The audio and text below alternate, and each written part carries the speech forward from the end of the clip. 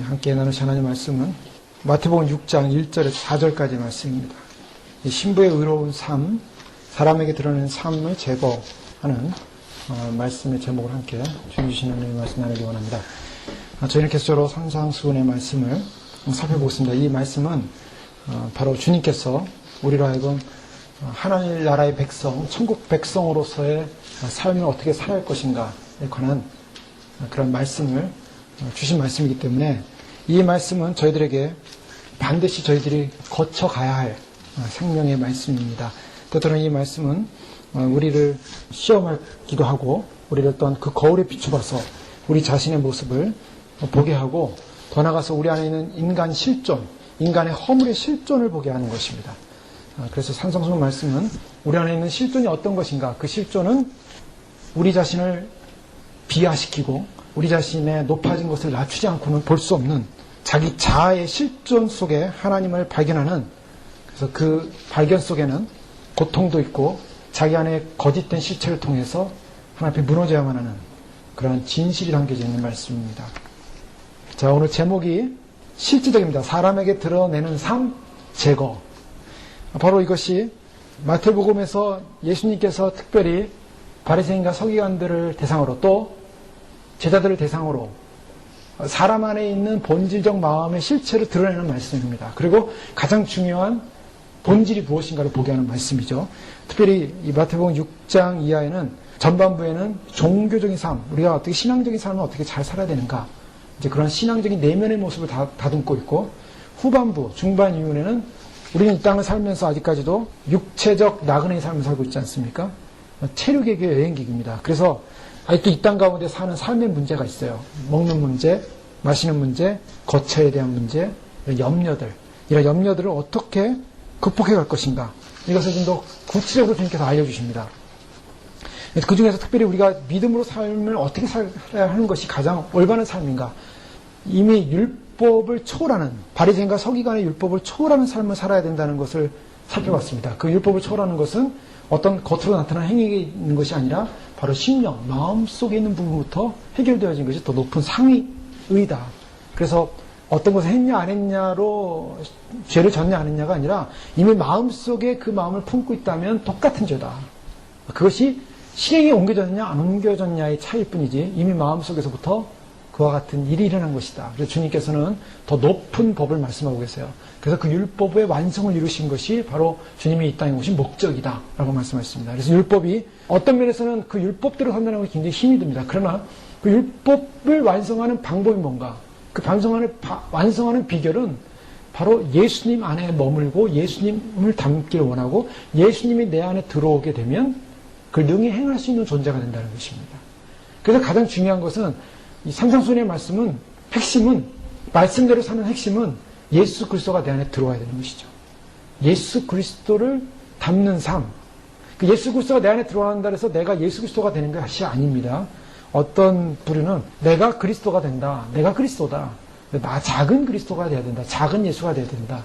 자, 그 말 속에는 이제 작은 예수라는 말 속에는 그래도 작은이라는 말이 들어가 있죠. 근데 어떤 경우에는 내가 예수다. 이렇게 하는 경우도 있어요. 그러면 완전히 잘못된 거죠. 예수님이 내 안에 들어오신다는 개념은 내가 예수님을 모시고 주님의 형상을 담고자 노력하는, 주님의 영광을 드러내고 주님의 성품을 드러내고 주님의 나라를 드러내는 그러한 존재로서 내가 사는 삶을 말하는 거지, 내가 그리스도화가 된다는 것이 아닌데 완전히 그 그리스도가 된다는 게 아니죠. 그래서 내 안에 그리스도가 들어오심으로 말미암아 내가 주님의 성품을 담고 주님을 바라보고 주님을 의지하고 주님을 사랑하고 주님을 갈망할 때 이 모든 것을 감당하시는 것입니다. 오늘 본 말씀에 특별히 예수님께서 보여주시는 말씀은 특별히 우리가 이제 이 믿음의 삶을 살 때 어떤 면에 있어서 조심을 해야 되냐, 이제 그 부분을 구체로 말씀하십니다.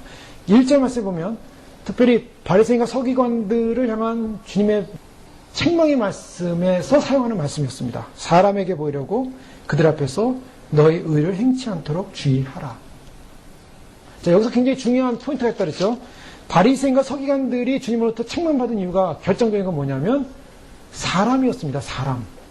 자, 바리새인과 서기관들의 삶의 중심은 어디 있었냐면 바로 사람과의 관계 속에서, 사람과의 모습 속에 자기의 존재를 늘 생각했다는 거예요. 그래서 바리새인과 세리의 기도를 우리가 늘 살펴보지 않습니까? 바리새인은 하나님께 기도할 때 어떻게 기도했습니까? 사람을 생각했어요. 하나님 감사합니다. 나는 저 세리보다는 낫습니다. 세리보다는 잘났습니다. 세리보다는 뛰어납니다. 세리보다는 열심히 있습니다. 세리. 왜냐? 그 바리새인의 의는 뭐냐면 저 사람보다 낫다라는 거예요. 사람이었습니다. 근데 세리는 어땠습니까? 세리는 하나님이여 나는 범죄하였습니다. 나는 잘못했습니다. 나는 참으로 고개를 들고 나는 손을 들고 주님 앞에 기도할 수 없습니다. 하나님을 바라봤어요. 이게 굉장히 중요한 관점이죠. 신앙생활할 때 가장 중요한 핵심은 뭔가? 신앙생활의 승리의 핵심은 바로 사람을 바라보지 않는 곳에 있다는 것입니다. 이것이 이제 주님이 말씀하시는 진리예요. 그런데 이 말씀은 약간 그 성경에 있는 사람이 물론 이걸 오해하시는 분은 아마도 없을 거예요. 그러나 행여나 오해할까봐 한번 다루고 넘어가겠습니다. 저희가 말씀을 살펴보지 않았지만 5장 13절 이하에 보면 주님이 뭐라 말씀하시냐면 너희는 세상의 소금이니 소금이 만일 그 맛을 잃으면 무엇으로 짜게 하려 후에는 아무 쓸데없이 다만 밖에 버려져 사람에게 밟힐 뿐이라. 너희는 세상의 빛이라 산 위에 동네가 숨겨지지 못할 것이요 사람이 등불을 켜서 말 아래 두지 아니하고 등경 위에 두나니 그러므로 지방 모든 사람에게 비치느니라. 이같이 너희 빛이 사람 앞에 비치게 하여 그들로 너희 착한 행실을 보고 하늘에 계신 너희 아버지께 영광을 돌리게 하라. 자, 예수님께서 이 말씀을 통해서 먼저 보여준 말씀이 뭡니까? 사람 앞에 어떻게 하라고요? 비치게 하라 그랬습니다. 예, 사람에 관한 주제를 놓고 볼 때 우리 신앙생활에서 1차적으로 주님이 뭐라고 하냐면 사람에게 비치라 그랬어요. 사람이 비치라. 근데 오늘 본문 말씀은 완전히 반대 말씀입니다. 사람에게 보이려고 하지 마라. 그러면 이 말씀을 보면서 어떤 생각을 하시겠습니까? 사람에게 비치는 건 뭐고 보이는 건 뭘까? 참 어렵지 않습니까? 뭔 비치고 뭔 봐야 되는가? 자, 여기서 중요한 것은 우리 기독교인의 삶은 사람과의 관계를 완전히 떠나 살 수는 없다는 거죠. 그런데 사람과의 관계 떠나 살 수 없는데 주님이 원하시는 것은 우리의 삶의 모습을 사람들에게 영향을 줄 수 있는 삶이어야 한다는 것입니다. 우리의 삶이 사람들이 볼 때 아, 참 믿음의 사람이구나, 빛의 사람이구나, 세상 사람과 같지 않구나라는 영향을 줄 수 있는 사람이어야 한다는 거예요. 그래서 그런 착한 행실을 하면 살라는 것입니다. 자, 이 말씀 속에는 뭐냐면 우리가 결코 이 땅에 살면서 은둔해서 혼자 살 수 없는 존재라는 걸 말씀하고 있어요. 자, 세상 속에 살아야만 합니다. 사람 앞에 살아야 됩니다. 근데 사람 앞에 살 때 어떻게 살아야 됩니까? 잘 살아야 된다는 거예요. 그래서 빛을 비추라는 겁니다. 근데 중요한 것은 주님께서 그 다음 하신 말씀은 잘 살고 빛을 비추되 사람을 인식하면서 그들로부터 오는 리액션, 그들로부터 오는 반응, 그들로부터 오는 인정, 그들로부터 오는 칭찬, 그들로부터 오는 그런 평가에 관심을 두지 말고 빛을 비추라는 겁니다. 그 밸런스가 중요한 거죠. 밸런스가 중요한 겁니다. 그래서 에비 브루스라는 목사님은 이렇게 말했어요. 감추고 싶을 때 나타내야 하고 나타내고 싶을 때 감춰야 한다. 자, 이게 밸런스죠. 나는 정말 나서기 싫어. 나는 드러내기 싫어. 그럼에도 불구하고 나서야 될 때가 있습니다. 드러내야 될 때가 있습니다.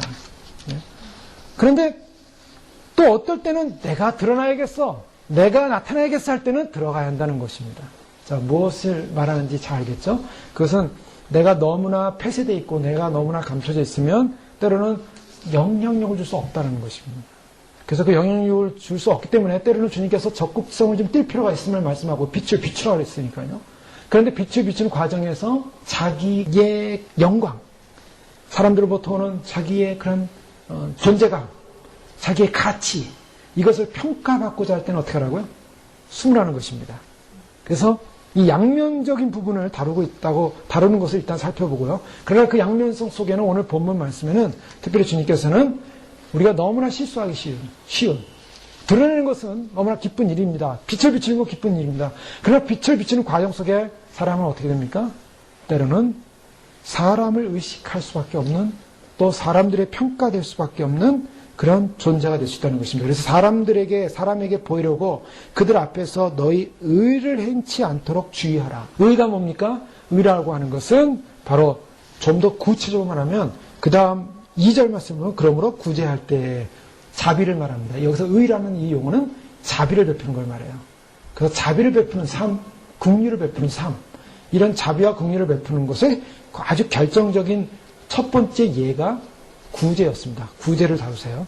자, 이것은 무엇을 말씀하고 있는가? 그러면 사람에게 보이려고 그들 앞에서 너희 의를 행치 않도록 하라라는 것은 무슨 말씀을 말하고 있는가? 즉, 이것은 간단하게 말해서 사람에게 보이지 않고 의를 행하려면 삶의 목적이 어떻게 되냐? 하나님의 영광을 목적으로 해야 된다라는 것이 반대적인 그런 명제입니다. 해답입니다. 즉, 이 말씀은 사람이 아니라 하나님의 영광을 위한 의여야만 한다. 하나님의 영광을 위한 삶이어야 된다라고 주님 말씀하고 있습니다. 사람에게 보여서는 안 되는 이유가 무엇일까요? 그 질문을 던져보면요. 사람에게 보이려고 하지 마라. 그 이유가 무엇일까요? 오늘날 많은 사람들은 자기 자신을 자꾸 드러내야만 성공할 수 있다고 생각을 합니다. 가끔 여기 집이나 또 주변에 이렇게 들어오는 전단지 보면 에이전트, 이 집하는 분들 에이전트 있어요. 쇼세일 전문. 보면은 쇼세일 전문에서 뭐 확실하게 해결해 드립니다. 뭐 그런 거 있잖아요. 아주 확실하대요. 이렇게 보면은 확실할 것 같아요. 경력이 화려해요. 믿어집니까? 안 믿어집니까? 아, 이 사람 좀 잘할 것 같다.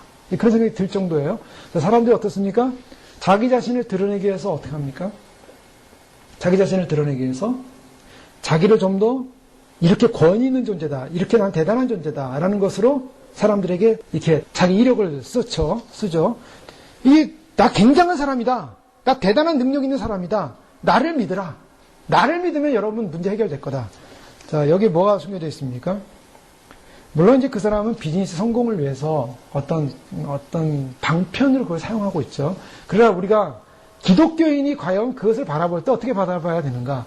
주님은 과연 그걸 어떻게 보고 계신가? 또는 우리는 그걸 어떻게 적용해야 될 것인가? 내가 그런 존재가 된다면 어떤 삶을 살 것인가? 어떻게 하겠습니까? 쉽게 얘기해서 다른 사람에게 그러니까 한마디로 스팟라이트를 받는 거예요. 빛이 비추는 거예요. 주님께서 사람에게 보이려고 너희 그들 앞에서 너희 의를 행치 말라. 자, 이 사람에게 보이라는 요 말 속에는 뭐냐면 뭐가 숨겨져 있습니까?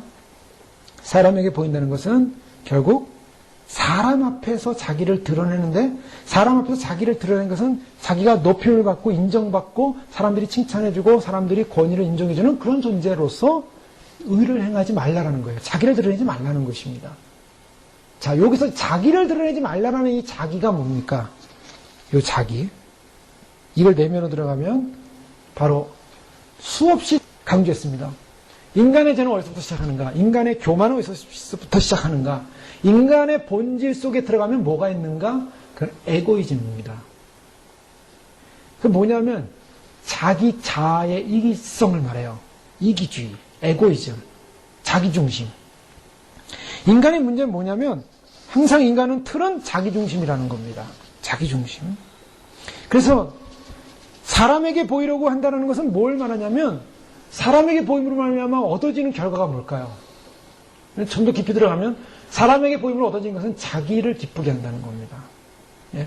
사람에게 보인다고 사람에게 보여서 의를 행한다고 하는 것은 뭘 표현하냐면 자기를 만족시키는 거예요. 자기 만족. 결국은 그래요. 자, 사람에게 보여가지고 얻고자 하는 게 뭡니까? 사람에게 보여서 저 사람 형편없는 사람이야. 저 사람 무능한 사람이야. 저 사람 부족한 사람이야. 그럼 사람에게 나를 보이겠습니까? 안 보이겠습니까? 나라는 존재를 드러내겠어요? 안 드러내겠어요? 나는 죄인이야. 저 사람 죄인이야. 그 사람 드러내겠어요? 안 드러내겠습니까? 안 드러내요. 드러내고 싶지 않아요. 왜요? 자기라는 존재 드러나봤자 사람들로부터 평가를 받는 게 비판받으면 무시당하면 드러내고 싶지 않은 거예요. 그런데 사람 앞에 자기를 드러내고 싶은 사람의 마음은 뭐가 있습니까?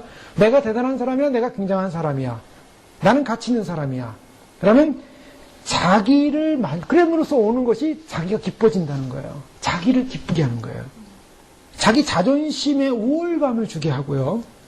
자기의 잘남을 갖게 하고요. 자기의 도덕성, 자기의 위대함, 자기 만족, 자기 해피. 아이들이 사춘기가 되면 하는 행동이 주로 뭡니까? 사춘기들이 하는 행동 뭘 것 같습니까? 사춘기라는 말이 좀 별로 안 좋은데요. 원래는 그것이 잘못된 용어다라는 표현을 했습니다. 아이들이 자라는 과정에서 자아가 깨어나기 시작해요. 자아. 즉, 나라는 존재가 남자구나. 나라는 존재가 여자구나. 그러면서 그 다음부터 제일 먼저 하는 게 뭐예요? 거울 앞에 가는 거예요. 주로 많이. 거울 앞에 가서 자기를 이렇게 봅니다. 자기를 봐요. 그래서 자기를 보면서 자기를 자꾸 평가를 하게 되죠. 자기를 평가합니다. 그래서 거울 앞에 늘 가요. 어떻게 하면은 물론 이제 뭐 그게 나쁜 의미는 아니에요. 그러나 거기서 중요한 것은 뭐냐면 뭔가 사람은 자기라는 존재감을 언제부턴가 깨어나는 거죠. 자기를 깨닫기 시작하는 겁니다. 자기를 깨달을 때 자기라는 존재감에 대한 자기에 대한 생각은 뭡니까? 자기 연민이나 자기 사랑이에요. 자기 사랑, 자기 연민.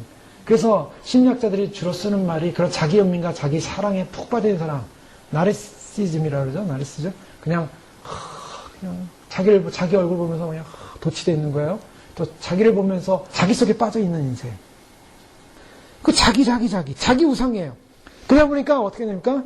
자기라는 그 존재적 가치가 높아지고 자기라는 존재가 높아지면서 자기를 만족시키고자 하는 모든 삶의 중심이 될 때 죄가 일어나는 거예요. 나를 만족시켜야 돼요. 그래서 내가 뭘 갖고 싶습니다. 그러면 저걸 가져야만이 내가 만족이 돼요. 그러면 그거를 가지면 능력이 안 돼요. 그럼 어떻게 합니까? 그걸 갖기 위해서 무단히 노력을 하는 거예요. 무단히. 그래서 그걸 갖습니다. 그러면은 가짐으로 말미암아 뭐가 됩니까? 자기가 만족이 오는 거예요.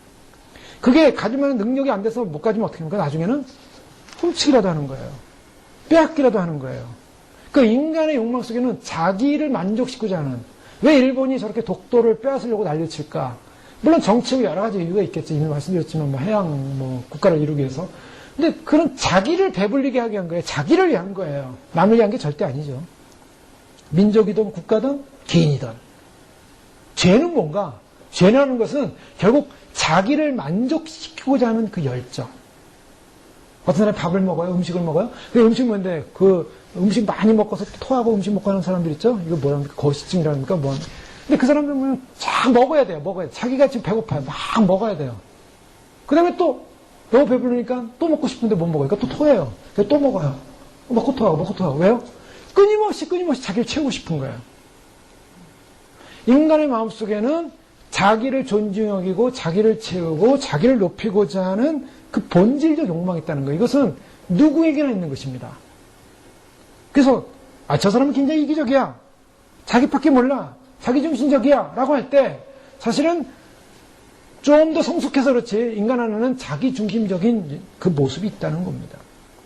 교회를 다니는 많은 사람들이 교회를 다니면서 많은 사람들이 교인으로 교회를 다녀요. 교회에 출석하는 사람들입니다. 근데 출석하는 사람들이 정말 주님을 만나고 주님 안에서 주님과의 깊은 교제를 다니면서 만남의 기쁨 속에 교제를 다니는 사람도 있겠지만 어떤 사람은 자기를 만족시켜서 교회 다니는 사람들이 있습니다. 그래서 그런 사람들이 교회 다닌다면 어떻게 합니까? 내가 다니는 교회 무슨 교회입니까? 우리 교회는 참 프로그램이 많아. 우리 교회는 참 큰 교회야. 사람들이 많이 모여. 자, 사람들이 많이 모인 것과 자기와 주님과의 관계에 무슨 관계 있습니까? 아무 관계 없어요. 사람들이 많이 모이는 거하고 나하고 주님과 무슨 관계가 있습니까? 가만히 생각해 보세요. 근데 사람들이 많이 모이는 게 가서 어느 유명한 이름이 유명한 목사님의 설교를 듣고 있으면 어떻게 됩니까? 내가 어떤 존재예요? 나는 좋은 교회 다닌다. 이렇게 자부심을 가져요. 그래서 그 자부심을 가진 이유가 뭡니까? 자기를 만족시키는 거예요. 왜 자기를 만족시키냐? 내가 이렇게 많은 사람이 있는 데 가서 앉아있다. 이렇게 유명한 데 와서 앉아있다. 남들이 부러워하는 것에 가서 앉아있다. 그래서 어떻게 합니까? 나는 그런 데 다니고 있다. 네, 그런 마음을 갖고 있다면 그 사람은 자기를 만족시키기 위해서 교회를 가는 거예요. 그런 사람 딱 꺼집어내가지고 저 오지에 가십시오라고 딱 오지에 떨어뜨리면 못 견뎌요. 못 견딥니다. 오지에 떨어지면 못 견뎌요. 왜요? 그는 자기를 만족시키지 않거든요. 자기 가치관을 만족시키지 않습니다. 자기는 남들이 볼 때 화려하다. 남들이 볼 때 굉장하다. 남들이 볼 때 좋다라는 것으로 인해서 만족되어지는 사람.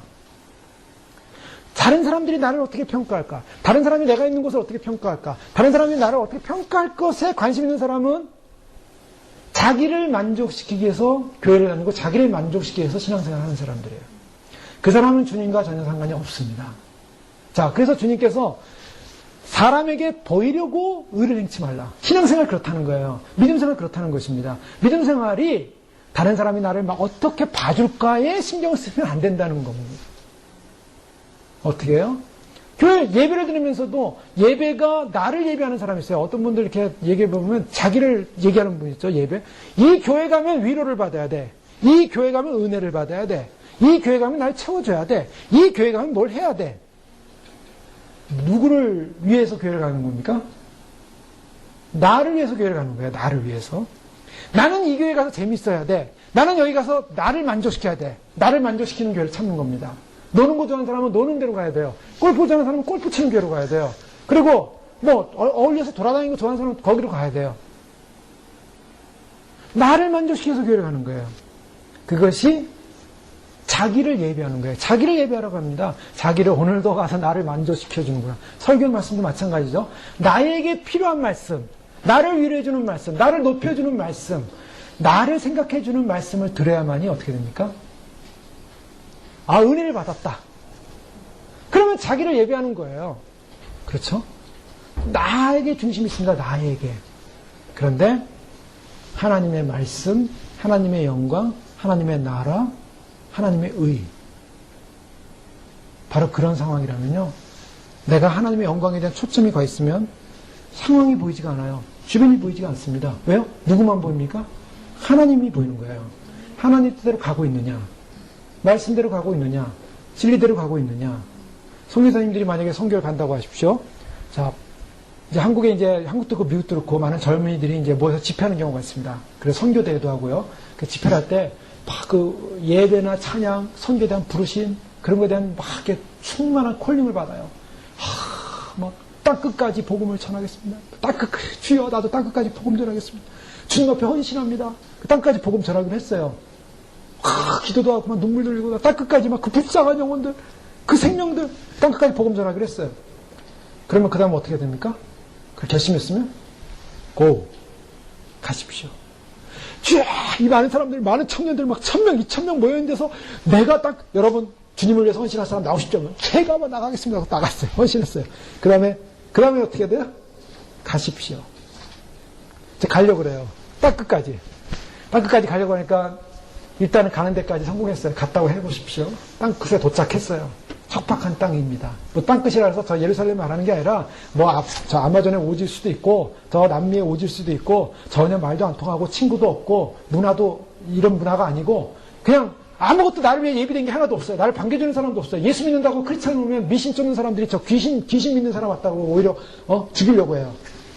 언제 죽을지도 몰라요. 그런데 갔어요. 거기서 주야 헌신해서 왔습니다. 그 충만감, 그 기쁨, 감동이 그 환경에 있을 것 같습니까? 없어요. 떨어지자마자, 도착하자마자 냉랭한 사람들의 눈초리와 여기서 내가 어떻게 삶의 터전을 내리고 어떻게 복음을 전해야 될까, 어떻게 저 사람에게 접근해야 될까, 영적 전쟁이 시작되는 거예요. 소리내서 기도도 못할 수도 있고 대놓고 복음을 전할 수도 없을 수 있고 숨이 막히고 답답하고 뭔가 화려하지 못하고 먼저 답답함 속에 머물 수도 있어요. 내가 이게 아니었는데 그때 막 헌신할 때는 이게 아니었는데 헌신할 때는 막 가서 충만하게 내가 가서 그냥 복음을 전하면 온 세상이 증거되고 온 세상이 막 사람들이 몰려오고 막 다 뒤집어질 것 같았는데 가보니까 외로움의 싸움이에요.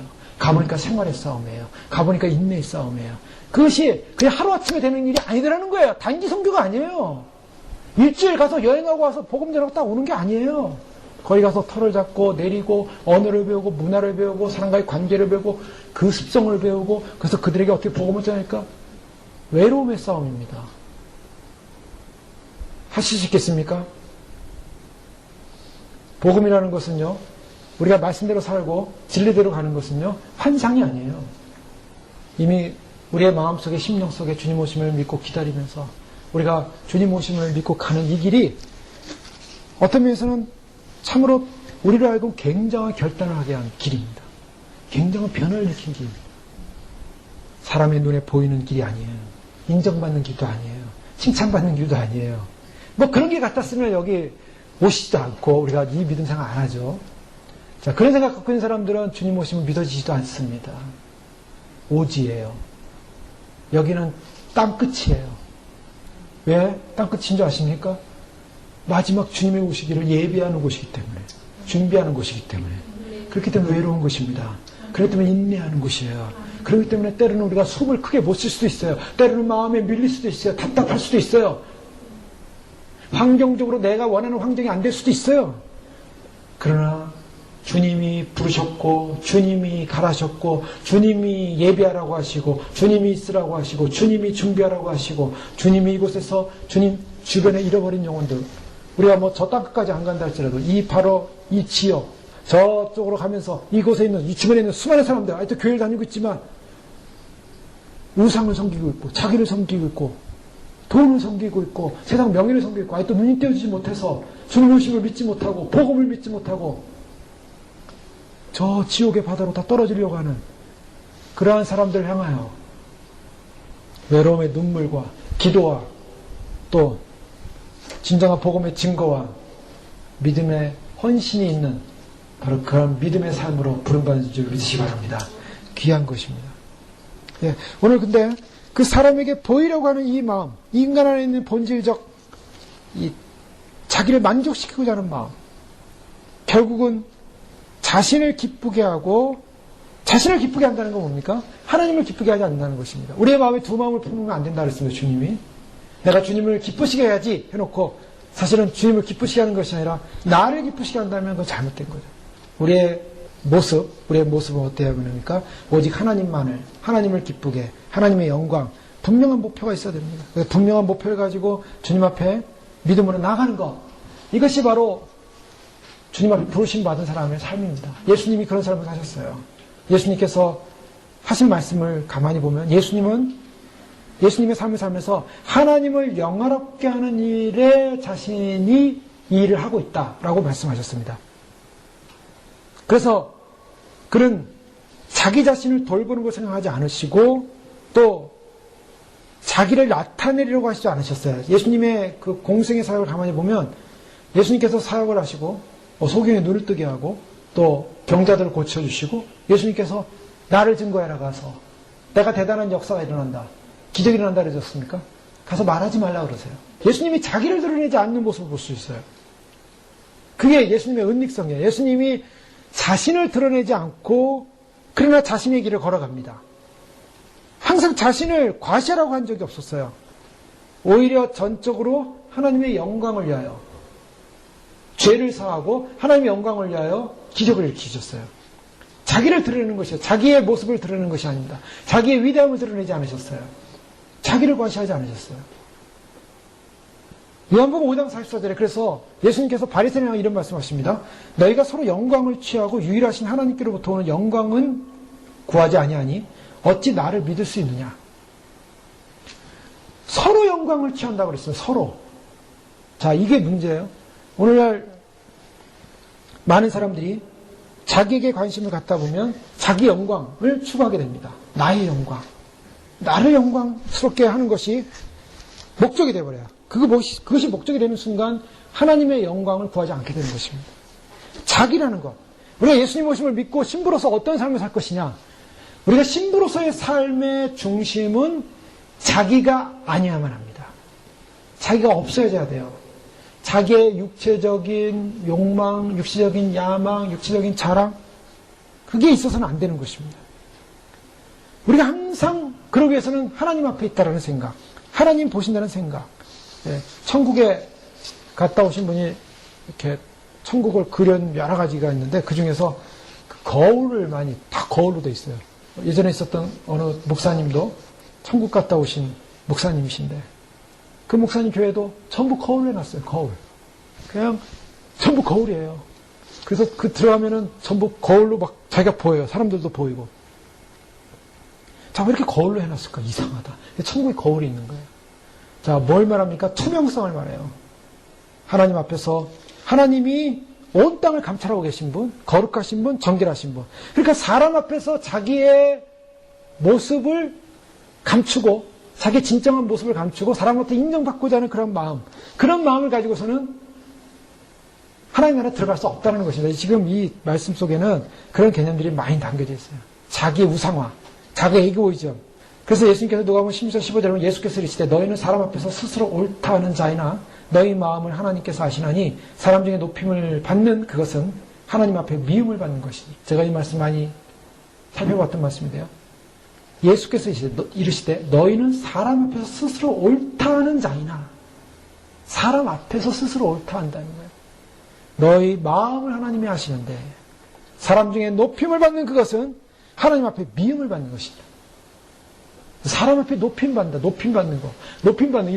물론 높은 사람이 될 수도 있습니다. 그러나 사람 앞에서 자꾸 높임 받음에 대한 그 기쁨, 사람 앞에서 스스로 대단한 존재라는 그런 높임 받음, 그것이 하나님에게는 미움의 대상이 된다는 거예요. 그래서 저희가 마지막 때 길을 걸어가면서 조심해야 되는 게 뭐냐. 오늘날의 사람들은 자기가 드러나고 자기 이름이 드러나고 자기가 높아지고 자기가 선전되어지는 걸 좋아합니다. 그래서 세상 사람들도 자기를 막 증거하죠. 요즘 뭐 매스미디어가 발달돼서 자기를 막 나타내잖아요. 또 일반 사람들은 어떻습니까? 자기를 증거하는 사람들 많잖아요. 자기를 과장하고 자기를 드러내고 자기를 높이고. 이게 굉장히 위험한 거예요. 주님 말씀이. 위험한 거예요. 자기를 드러내야겠다. 그런 유혹에 다 빠져 있습니다. 그래서 많은 또 목회자들도 자기를 드러내고 싶어요. 자기를 드러내고 싶고 자기를 알리고 싶었고. 근데 자기를 드러내는 그거, 자기를 높이는 그거 하나님 앞에 미움을 받는 것이다.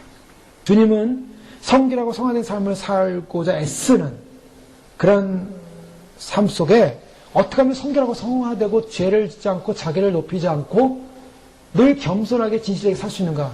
그래서 하나님의 존재의식을 가져야 한다는 것입니다. 시편 139편 1절에서 5절에 보면 여호와여 주께서 나를 감찰하시고 아셨나이다. 주께서 나의 앉고 일어섬을 아시며 멀리서도 나의 생각을 통촉하시오며 나의 길과 눕는 것을 감찰하시며 나의 모든 행위를 익히 하시오니 여호와여 내 혀의 말을 알지 못하시는 것이 하나도 없으시니이다.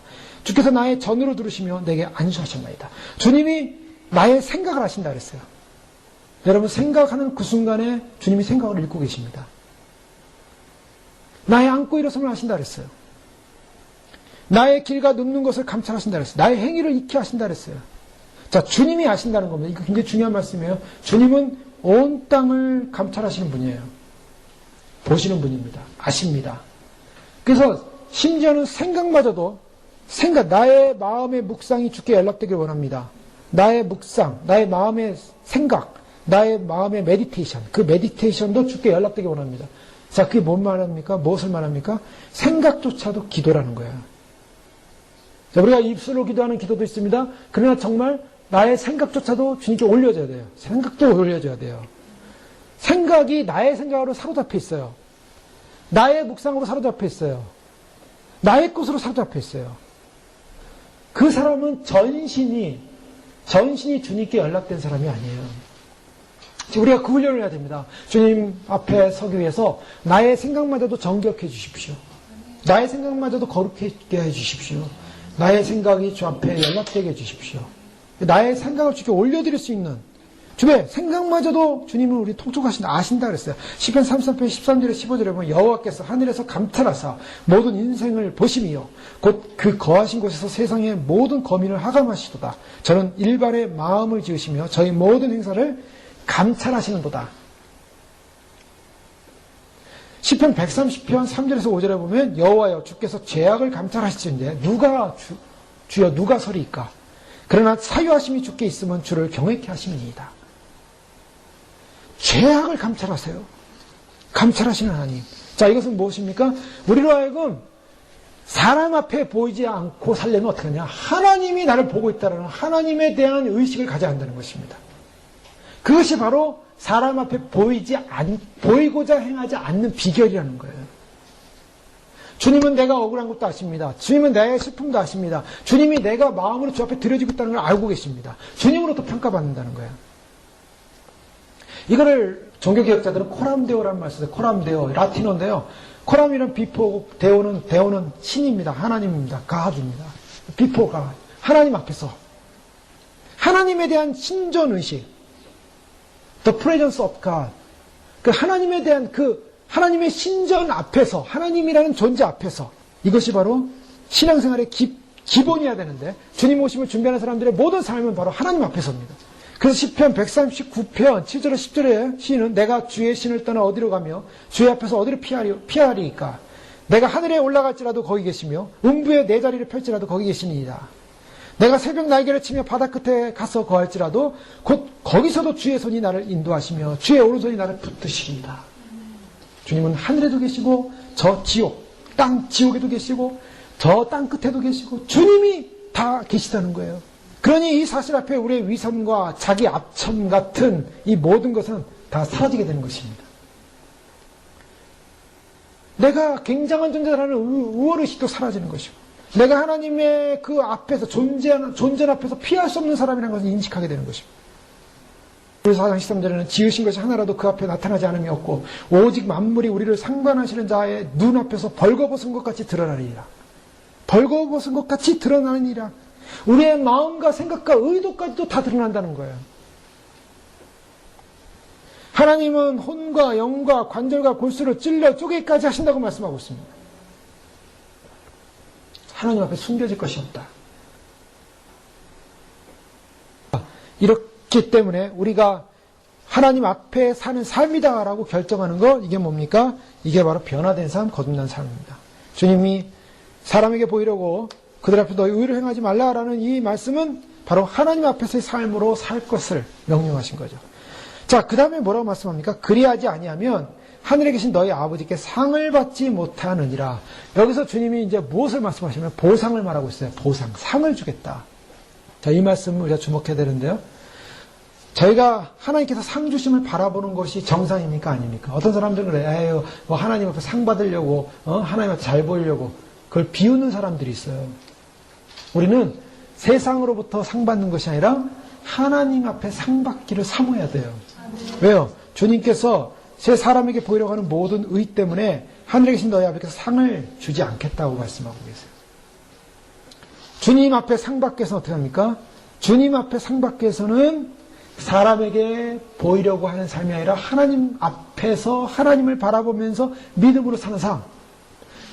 그래서 하나님의 말씀대로 믿음으로 결정하는 삶, 믿음으로 순종하는 삶, 주님 오심을 믿고 믿음으로 주님을 사모하며 기다리며 주님을 갈망하는 삶. 이것이 사람과 상관없습니다. 사람과 상관이 없어요. 하나님 나에게 주신 말씀대로 가는 거죠. 그런 믿음으로 주님 앞에 살면은 주님께서 은밀한 중에 보시는 너희 아버지께서 갚으시리라. 주님 우리의 마음을 읽고 계십니다. 우리의 중심을 보고 계십니다. 그래서 그 마음의 중심을 주 앞에 드려야 돼요. 그게 충성입니다. 그게 정절이에요. 마음의 중심을 드리죠. 마음을 보니까 마음이 그냥 하나님 앞에 중심이 없어. 중심이 없으면 어떻게 됩니까?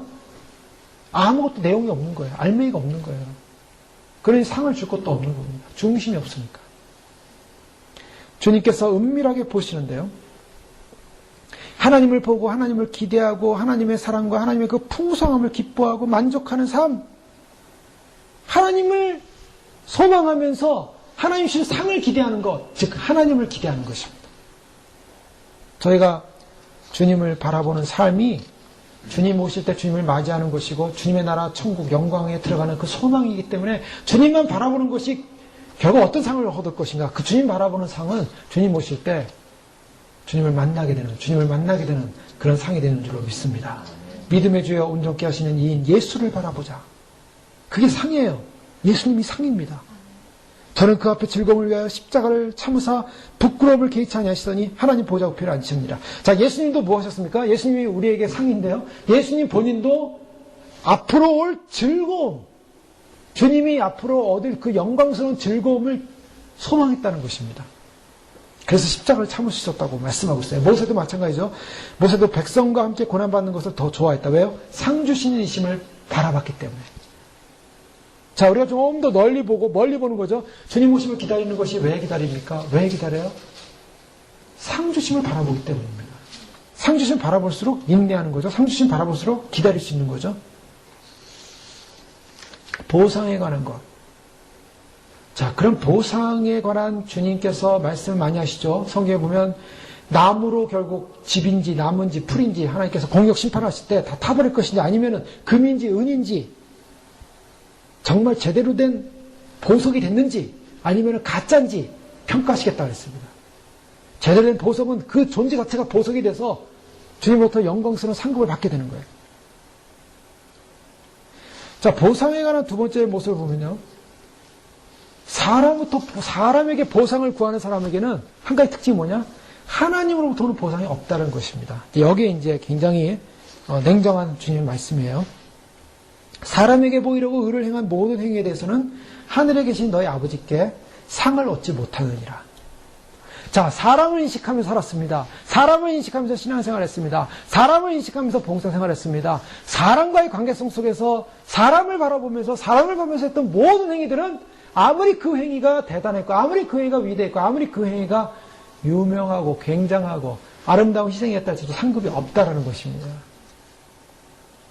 사람을 범으로 말미암아 사람으로부터 인정받고 사람으로부터 높임받고 사람으로부터 평가받고 그래서 그것이 기쁘고 그 기쁨 때문에 또 살았고 또 기쁨으로 평가가 돌아왔고 그 기쁨 그 사람으로는 모든 관계성에서 일어나는 것은 상급이 하나도 없다라는 것입니다. 주님이 분명히 말씀하신 거예요. 받았는 일을 하라는 이 말씀은요, 영수증을 줘가지고 끝냈다는 거예요. 총액 전부를 주고서 영수증까지 줬다는 거예요. 받았는 일아. 더 이상 받을 것이 없다는 것입니다. 그러면 그런 사람은 뭐냐? 사람에게 보이려고 했던 모든 행위들이 결국에는 상급이 아무것도 없는데, 그러고 말하면 그 사람이 남는 것은 마지막 날 심판밖에 없는 거예요. 보상이 없고 심판만 받는 거예요. 그렇기 때문에 우리의 신앙의 초점은 뭡니까? 사람에게 보이려고 하는 것이 아니라 주님께 하듯이 해야 돼요. 주님께. 내가 하는 모든 것이 죽게 하는 겁니다. 아유, 내가 이거 안 하면은 사람들로부터 비난 소리 듣지. 내가 이거 안 하면은 또 사람들로부터 무슨 평가를 받겠지. 내가 사람들이 아니라 내가 주님 앞에 일을 하는 거예요. 주님 앞에 하는 모든 일은 주님이 다 기억하신다는 것입니다. 그 로렌스 형제라고 유명하죠. 중세 그 경건주의 그 책도 나오고 그랬는데요. 뭐 그 형제에 관한 여러 가지 예화가 있겠지만 특별히 그 형제는요 하나님의 그 임재를 어떻게 하나님의 임재 연습이라고 책에 나왔을 겁니다. 그 로렌스 형제는 하나님의 임재를 어떻게 느꼈냐면 그가 그 수도원 같은 데 들어가서 이제 훈련을 받는데 그에게 수도원 훈련을 해준 게 아니라 뭐냐면 복에 가서 맨날 청소만 시키고 뭐 음식 그 그릇만 닦게 하는 거예요. 내가 수도원에 와가지고 한마디로 이제 무슨 훈련시키는 거죠. 내가 수도원에 와서 정말 굉장한 주님과의 관계를 맺으려고 왔는데 여기서 하는 일이 뭡니까? 맨날 바닥이나 닦고 부엌이나 닦고 그다음에 그릇을 닦는 거예요. 그러면서 내가 이게 내가 아닌데 내가 온 목적이 이게 아닌데 그러다가 그걸 깨닫는 거예요. 뭘 깨달았습니까? 그것을 하나님 앞에서 하기 시작하는 거예요. 내가 하나님 앞에서 그릇을 닦습니다. 하나님 앞에서 그것을 합니다. 그때 그가 깨달은 거예요. 그때 그에게 임재하시는 성령님의 평강과 위로를 느꼈다는 거예요. 하나님의 임재 앞에서. 자, 저희가 어떤 행위를 하든, 어떤 삶을 살든, 어떤 모습을 갖든 하나님 앞에서 행할 때 주께서 그것을 인정하신다는 겁니다. 주께서 보상하시는 거예요. 그러니까 하나님 앞에서 행하지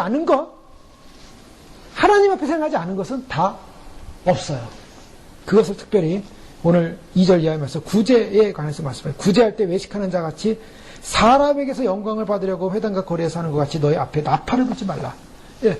사람에게 영광을 받으려고. 구제를 하는데 어떤 겁니까? 구제할 때 나팔을 분다는 거예요. 뭐냐면 나팔을 왜 불었냐면 빠빠빠빠빠 여러분 보십시오. 우리가 지금 구제합니다. 빠빠빠빠 보십시오. 구제합니다. 아이고 가난한 사람 도와줬습니다. 박수. 이거 없다는 거예요. 아무것도. 그 스펄전 목사님은요. 한 손에 동전을 들고 남을 구제하면서 한 손에 나팔을 들고 있는 것은 외식이다라고 했습니다. 가끔가다 교회들이 보면 실수 많이 하죠. 어떤 실수합니까? 교회에서 우리 장학생 모집.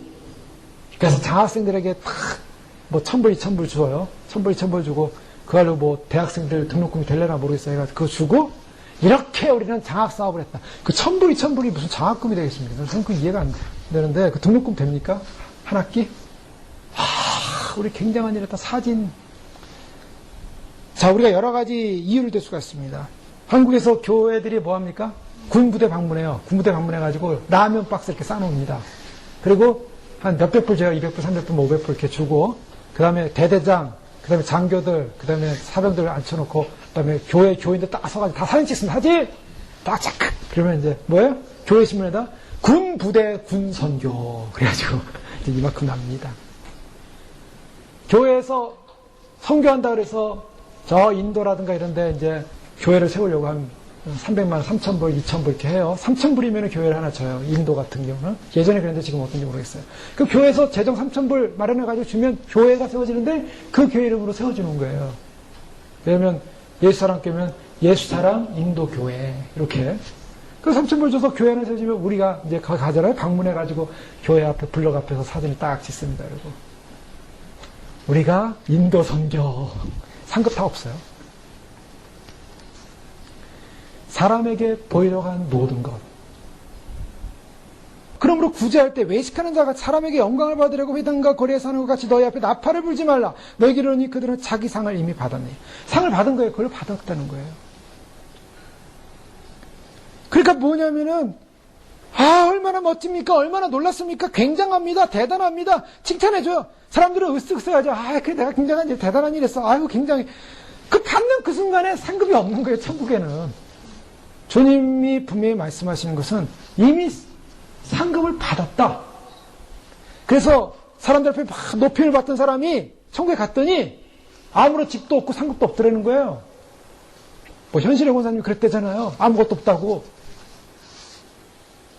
그분이 뭐 굉장히 자기를 뭐 얼마나 높였는지 모르겠지만, 저 잘 모르겠지만, 그러니까 저도 방문해 봤지만은 뭐 사람들 고쳐주고 예배 드리고 아무런 상급이 없는 거예요. 아무런 상급이.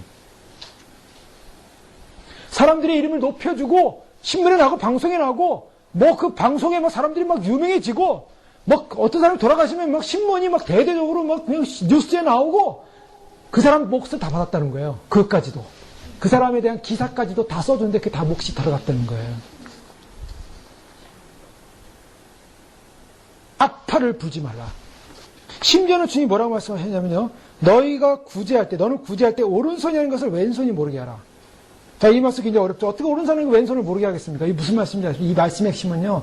마음속에 카운트하지 말라는 거예요. 사람들한테는 몰래 했어요. 남들이 몰라요. 나팔부지 않았어요. 신문에도 안 났고 광고도 안 났고 교회 신문에도 안 났고 아무것도 안 났어요. 아무도 몰라요. 몰래 찾아가서 했어요. 그러면 이제 상급 쌓아야 될 거 아니에요. 근데 집에 오면서 요번엔 4번째 구제구나. 요번에 또 다음에 누가 하면 5번째 구제. 요거를 생각하는 순간에 다 무. 그러니까 오른손이 한 걸 왼손이 모르게 하는 데인데 왼손이 알아버리면 끝난 거예요, 그거는. 그러니까 내 마음에 소위 말해서 계정을 막 치부한다 그러죠. 킵 어카운트라 그러죠.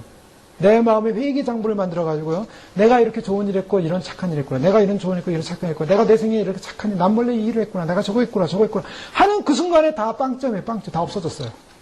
그럼 뭐 어떻게 해야 됩니까? 어떻게 됩니까? 그리스도의 사랑으로 하고 돌아오는 순간에 잊어버리는 거예요. 잊어버려져야 돼요. 망각하시기를 축원합니다. 저도 주님 이 준비하면서 주님 빨리빨리 망각해야 되는데 뭔가 잘한 게 있다고 생각하는 그 순간에 내 안에 어떤 계정부에 내가 이런 일을 했다라는 것이 올라가는 그 순간에 그거는 상급을 이미 받은 거예요. 자기를 만족시켰어요. 자기 만족. 마태복음 25장 말씀에 주님이 오실 때 분명히 말씀하고 있죠. 양은 그 오른편에 염소는 왼편에 두리라. 그때 임금이 그 오른편에 있는 자들에게 이르시되 내 아버지께 복받을 자들이여 나와 창세로부터 너희를 위하여 예비된 나라를 상속하라 하시면서 내가 줄일 때 너희가 먹을 것을 주었고 목마를 때 마시게 하였고 나그네 되었을 때 영접하였고 벗었을 때 옷을 입혔고 병들었을 때 돌아보았고 옥에 갇혔을 때 와서 보았느니라. 이에 의인들이 대답하되 가로되 주여 우리가 어느 때 주의 줄이신 것을 보고 공개하였으며 목마르신 것을 보고 마시게 하였나이까? 어느 때 나그네 되신 것을 보고 영접하였으며 벗으신 것을 보고 옷 입혔나이까? 어느 때 병드신 것이나 옥에 갇힌 것을 보고 가서 배웠나이까? 하리니 임금이 대답하여 가라사대 내가 진실로 너에게 이르노니 너희가 여기 내 형제 중에 지극히 작은 자 하나에게 한 것이 곧 내게 한 것이니라. 자, 이 말씀은 주님에게 한 것이라고 주님이 인정해 줄 때 지극히 작은 자에게 하고서 잊어버린 거예요. 지극히 작은 자에게 하고 잊어버렸어요. 그런데 주님께서 그걸 다 카운트하고 계셨다는 거예요. 자, 우리가 뭐 계산을 하고 우리의 장부에다가 막 적어놓으면 뭐 하겠습니까? 그 장부에다 적어놔봤자 우리가 아무것도 남는 게 없다는 거예요. 선한 일, 좋은 일, 믿음의 일을 했다면은 주님을 사랑하는 마음으로 그걸 했다면은 그냥 그것을 잊으라는 것입니다. 잊으라는 거. 그렇게 잊게 될 때 주님께서 그것을 다 기억하시고 주님께서 그 장부에 기록하신 것으로 우리에게 상 주시는데 어떻게 상 주시냐면요. 오늘 말씀해 보면은 4절에 내 구제함을 은밀하게 하라. 은밀한 중에 보시는 너의 아버지께서 갚으시리라. 근데 이 갚으시는데 어떻게 갚으시냐면요. 은밀하게 한 사람을 공개적으로 갚으시겠다 그랬어요. 그러니까 은밀하게. 그러니까요. 이 세상에서 주인 나라가면 깜짝 놀란다는 다 놀란다는 이게 말씀의 그대로예요. 세상에서 유명했는데 세상에서는 천국 같더니 아무런 유명한 사람이 아니에요. 찾아볼 수도 없어요. 근데 어떤 사람은 세상에 들어보지도 못하고 뭐 어디서 무슨 일을 했는지도 모르는 사람인데 주님이 데리고 다니시고 주님이 막 높이고 주님이 굉장히 여기시고 아니 저 사람은 뭐 신문에도 나지 않고 뭐 광고도 나지 않고 뭐 굉장한 일을 한 것 같지도 않은데 어떻게 저 사람이 저 사람은 정말 이름도 없이 빛도 없이 그야말로 이름도 없이 빛도 없이요.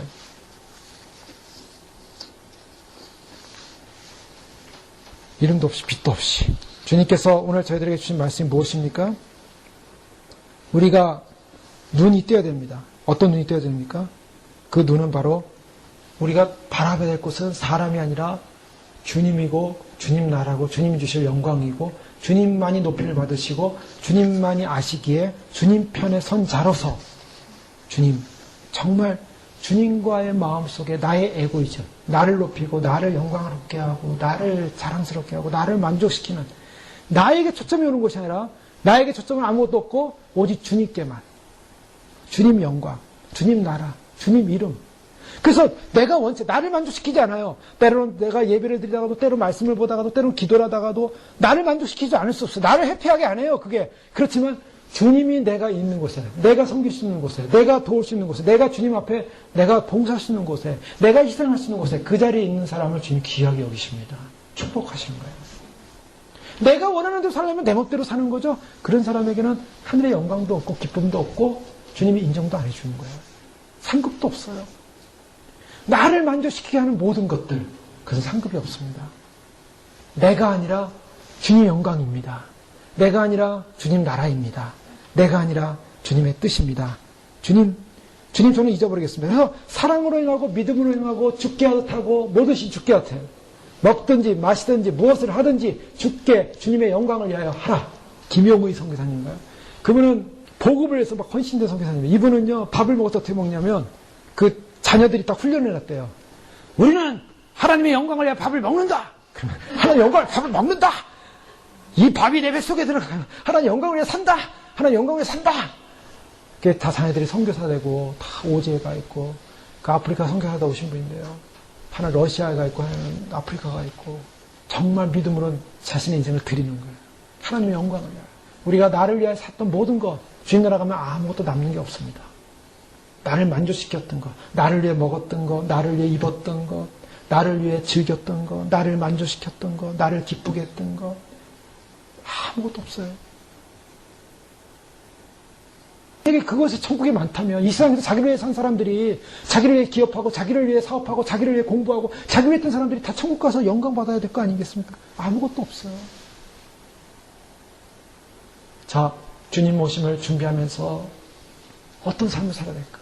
주님, 이제는 내가 산 것이 내 안에 그리스도께서 사신 것이라. 이제 내가 육체 가운데 사는 것은 나를 위하여, 나를 사랑하사 나를 위하여 자기 몸을 버리신 하나님의 아들을 믿는 믿음 안에 사는 것이라.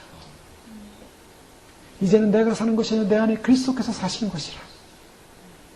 바로 이 자리, 바로 이 위치. 그리스도께서 내 안에 살게 하소서. 그리스도를 위하여, 주님을 위하여, 주님 영광을 위하여, 주님 보내신 이곳, 부르신 이곳. 여러분, 주님 오심을 믿고 준비하는 것은요, 이것은 기적 중의 기적이요. 주님이 택하시고 택하신 역사 가운데 축복의 길로 선택받은 줄 믿으시면 됩니다. 이건 어마어마한 사건이에요. 하나님 우리를 단장시키셔서 영광 가운데 세우기 위하여 예배하고 준비하고 계시고, 이거는 우리가 지금 상상을 초월하는, 정말 상상할 수 없는 하나님의 임침을 받고 축복을 받고 부름을 받은 사실이에요. 주님이 우리를 단장하십니다. 예배하십니다. 오늘 이 말씀을 통하여 우리 과거에 나를 드러냈고 나의 이름을 드러냈고 나를 높이고자 했고 내 이름이 드러나고 내가 나타나고 내가 원하든 원치 않든 내 마음속에 은밀하게 나를 높이고자 하는, 나를 즐겁게 하고 나를 사람들에게 드러내고자 했던 모든 행위가 있었다면 그것은 다 없습니다. 너희는 상을 받았느니라. 주님, 이제 남은 생에 나의 것을 잊어버리게 해주십시오. 나의 공로 잊어버리게 해주십시오. 나의 생각 잊어버리게 해주십시오. 그냥 빨리빨리 잊어버리고 주님 사랑하는 그 믿음으로 살다가, 그런 삶을 살다가 어느 날 주님 오실 때 주님 맞으러 갔는데 주님이 예배하신 상급이 이 작은 소자에게, 이 믿음으로 한 너의 모든 행위 속에 바로 네가 나에게 한 것이다 라는 인정을 받고 칭찬을 받고 상급을 받는 그런 저 여러분 되시기를 주 이름으로 축원합니다. 기도하겠습니다. 이 시간 기도할 때 그렇습니다. 주님, 우리가 이 땅을 살면서 얼마나 우리 자신을 만족시키기 위하여 먹고 마시고 즐기고 행하고, 나를 만족시키지 않으면 불평이 많았고, 나를 행복하게 못하면 원망이 많았고, 나를 기쁘게 못하면 내 만족, 내 자존심, 내 차, 나를 만족시키지 못했다면 그 모든 것이 다 불평, 원망이었던 순간들. 그러나 그것이 다 자기를 만족시키고자 하는 삶 속에 결국에는 아무런 하늘의 상급도 위로도 주님으로부터는 칭찬도 아무런 보상도 없는 삶이었습니다.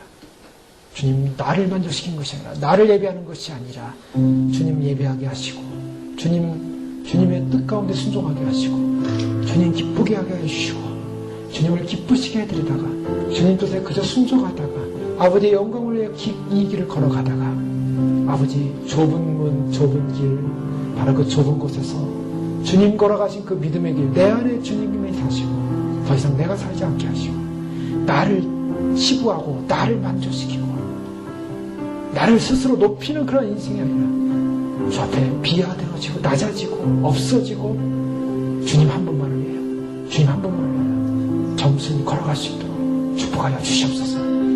주님 우리는 이 길 앞에 와 있습니다. 주님이 불러주셔서 와 있게 하시고 모래알 중에 귀하고 소중한 것 택하여서 구별하여서 저를 불러주셨습니다. 부모하시고 위로하시고 격려하시고 끝까지 이 길을 승리할 수 있도록 축복하여 주시옵소서. 함께 기도하겠습니다. 할렐루야. 하나님 감사합니다.